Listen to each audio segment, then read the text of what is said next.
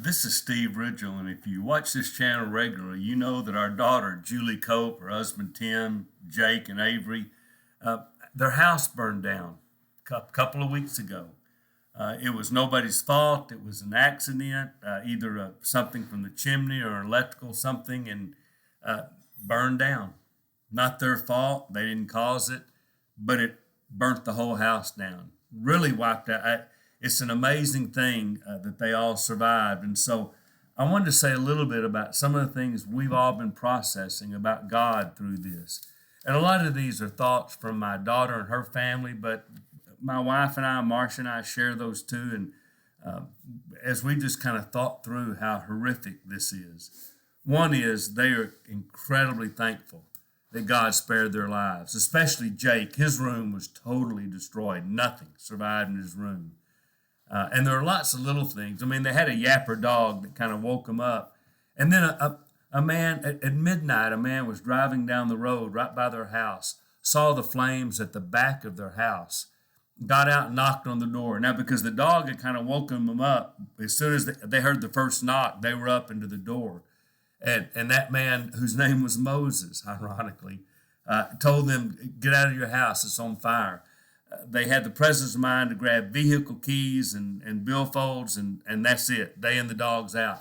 Then Moses, in the middle of the street while their house was burning down, prayed over them and then left. Now, they later found out they had a connection with him, and they actually now know who he is. But then we even talked for a day or two about, was that an angel that God sent to get them out of the house? Now, somebody says, well, if God wanted to spare him, why did he have it happen in the first place? I don't think God caused that fire. They don't either. Nobody thinks God caused it. Why God let it happen, I don't know. Maybe he's teaching them something. Maybe he's teaching me something. Maybe he's teaching people in our church community of faith something. Maybe he's teaching people watching this video something. I don't know, because none of us are God, but I do tell you some things where we saw little God winks. He saved them. The other thing that they've talked a lot about and helped me really process, stuff is stuff. Yes, it's the things they really miss are the things that had memories attached, heirlooms and family things and special things, and that's important. But they've still got the memories, and we may talk about that later at some other point. But you know, stuff is stuff.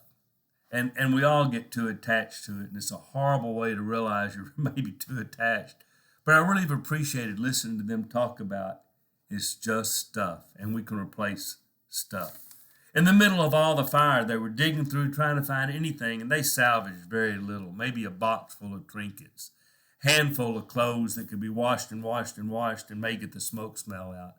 But in the middle of all that, my daughter found her Bible in the middle of a bunch of dust, dirt, ashes, and out of those ashes she pulled her Bible, and it wasn't even scorched. Make of that what you want, but we think it's pretty significant. And right there on her spine and stuff, she had written, "This is how I fight my battles." And to find that out of everything else.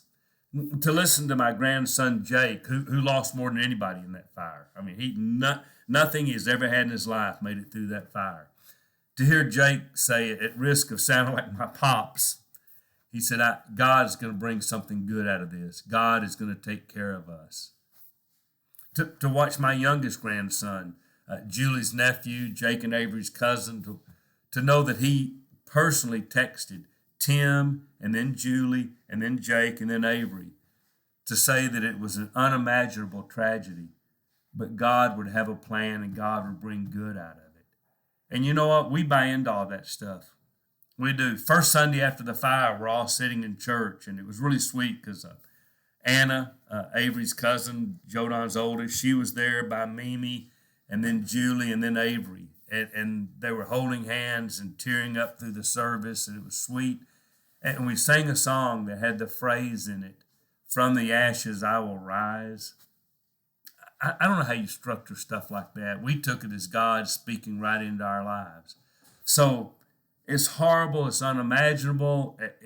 They cry a lot, but you know what? They talk a lot about Jesus. And our hope is, even when I share this, is that when the hard times come in your life, you'll remember this story and know that God shows up in the hardest times.